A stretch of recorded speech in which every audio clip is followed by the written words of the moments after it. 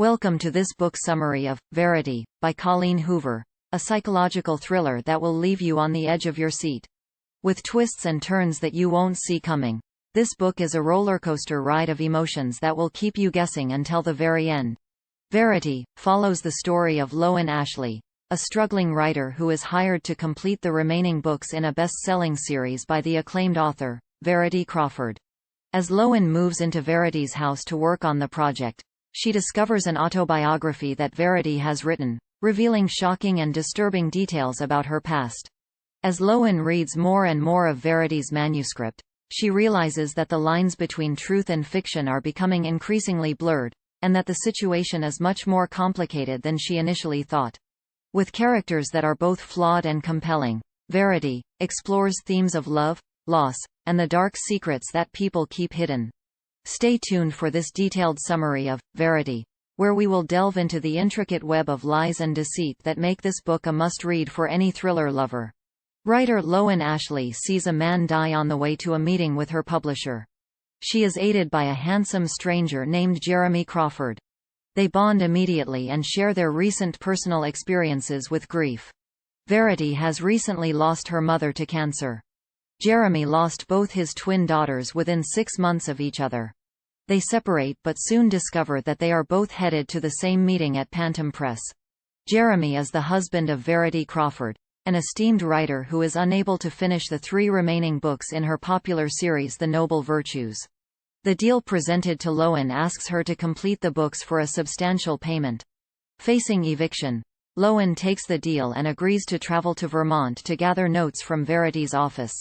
Before leaving, Lowen's literary agent and former lover Corey warns her to be careful given the suspicious nature of Verity's car accident, which has left her immobilized. Lowen arrives in Vermont. She meets the one surviving Crawford child named Crew, a 5-year-old boy. Uneasy, Lowen attempts to settle in and begin her work. She soon discovers a manuscript titled So Be It, which she takes to be Verity's autobiography but is in fact a writing exercise in which Verity explores violent impulses to develop her understanding of characters. The autobiography begins by detailing Verity and Jeremy's first meeting and their active sex life. As Lowen reads, she catches Verity staring at her and grows increasingly more threatened by her presence. Disturbed by the content of the manuscript, Lowen suspects that Verity played a role in the deaths of her daughters. Lowen and Jeremy's relationship grows more intimate and they almost kiss. Lowen reads about Verity giving birth to the twins Harper and Chasten and how she neglects them during the day while Jeremy is at work. Lowen sleepwalks and wakes up in Verity's bed. She confides in Jeremy about a traumatic experience at the age of 10 that resulted in her mother's neglect of her and a 2-week psychiatric evaluation. Jeremy comforts Lowen. To ease Lowen's mind, Jeremy places a lock on the outside of Lowen's bedroom. Lowen reads about Verity's dream of Harper killing Chasten. This leads Verity to attempt to kill Harper by forcing her to swallow her own vomit. Jeremy stops her before she is successful. Verity gets pregnant with Crew as a means of appeasing an agitated Jeremy who believes Verity is not treating Harper fairly. On the eve of her 32nd birthday, Lowen unwinds with Jeremy. They begin to have sex. Lowen sees Verity watching them from the top of the stairs. Lowen decides to finish the autobiography and then determine whether to tell Jeremy the truth about Verity. She reads that Chasten died at a sleepover because of an allergic reaction. Verity becomes convinced Harper played a role in the death of her sister. On her birthday, Lowen is briefly left alone with Verity, whom she confronts.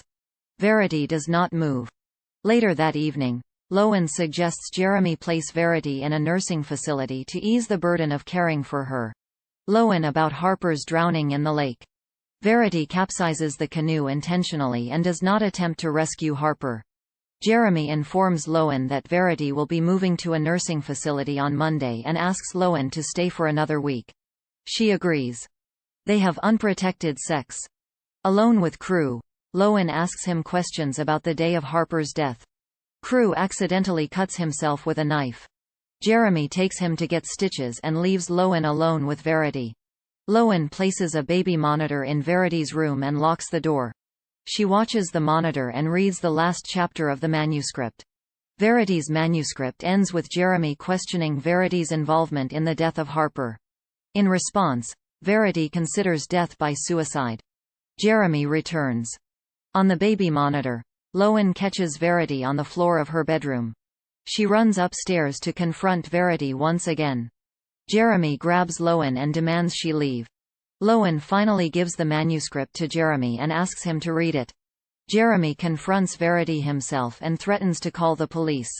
Verity opens her eyes. Jeremy begins to choke her.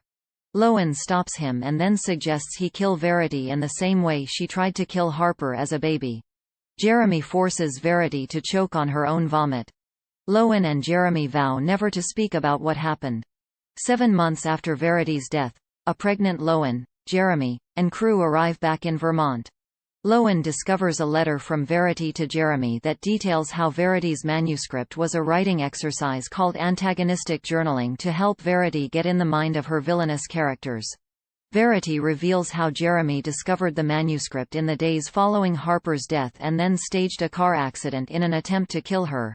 Verity admits to staring at Lowen, locking her in her room, and planning to run away with crew.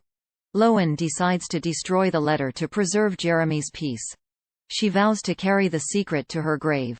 In conclusion, Verity, by Colleen Hoover is a gripping psychological thriller that will keep you on the edge of your seat until the very end.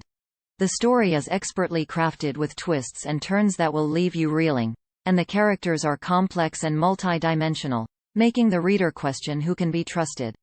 Hoover's writing is both haunting and beautiful, immersing the reader in the story and making it hard to put the book down.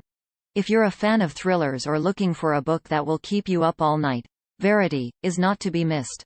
If you like this summary, then subscribe to my channel, and if you want to purchase this book, check out the link given in description box. Thanks for watching.